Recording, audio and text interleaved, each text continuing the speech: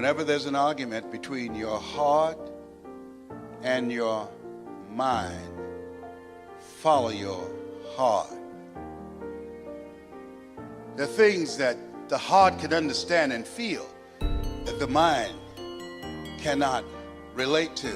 There are things that you feel, that you know in your heart of hearts, that's not logical, it's not practical, it's not realistic, but there's something in you that says, I can do this.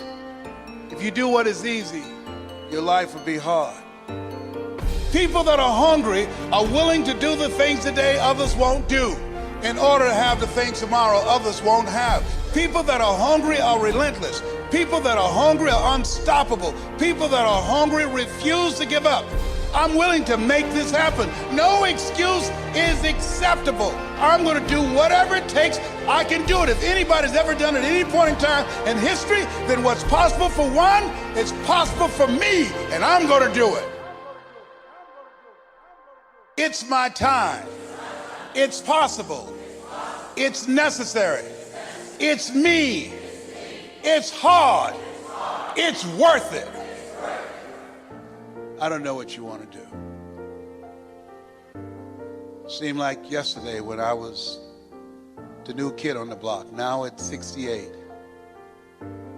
I'm the old timer. My mother, I remember the first home I bought her. This home she saw. She didn't know I had planned to get that home for her. I purchased the home and I said, Mama, I think I know the people who live there. You do? I said, yes, ma'am. I said, I'm going to stop in and say hello.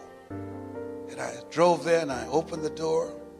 And she got out, and Mama at that time, around 76, she held my arm and we were walking toward the house. And we got to the door. And I couldn't hold it anymore. I reached in my pocket, I took the key out and I put it in the door. This is your home. Mama, I bought this for you. I pushed the door open. She stuck her head in the door. She said, anybody home? I said, no, Mama. Nobody's here. This is yours.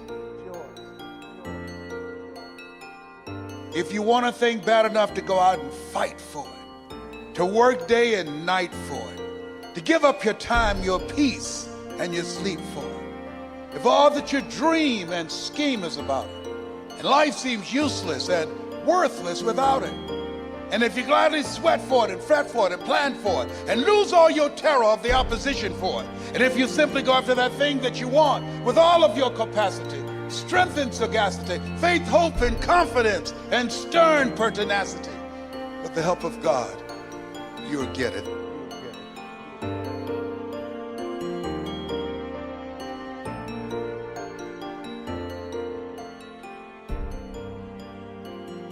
I said it before and I'll say it again. Life moves pretty fast. You don't stop and look around once in a while, you could miss it.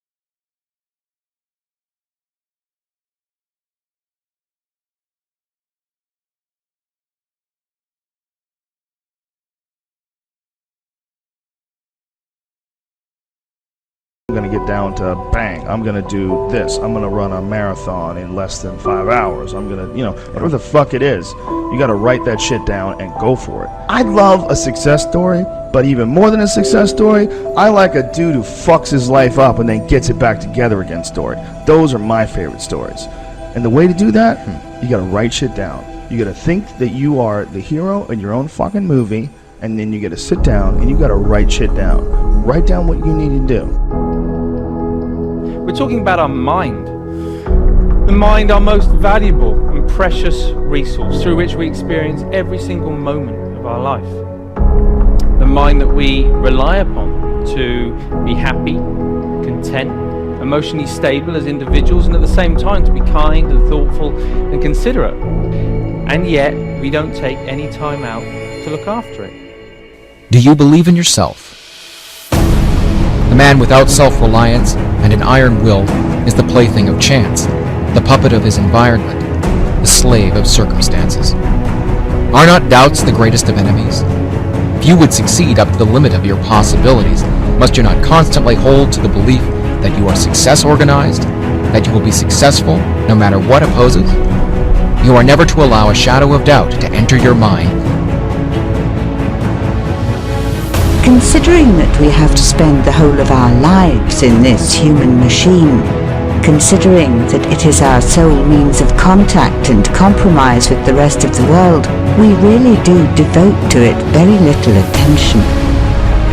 The expression of the soul by means of the brain and body is what we call the art of living.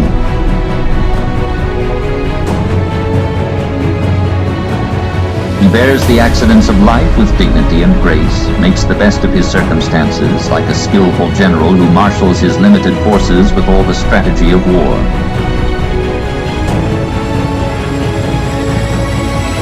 Such is the Superman of Aristotle. You're part of this infinite, non-ending, changing, beautiful thing.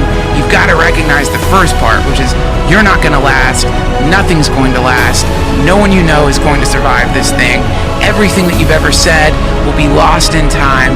We are all part of an infinite, shifting, changing thing, and what's causing you the problems is your desire to hold on to a form, to hold on to the idea of this is who I am. This is how things are always going to be. This is going to last forever. That conception will always cause you pain. Using no way as way, having no limitation as limitation. Do you know yourself? Do you know your skills? Do you know your weaknesses?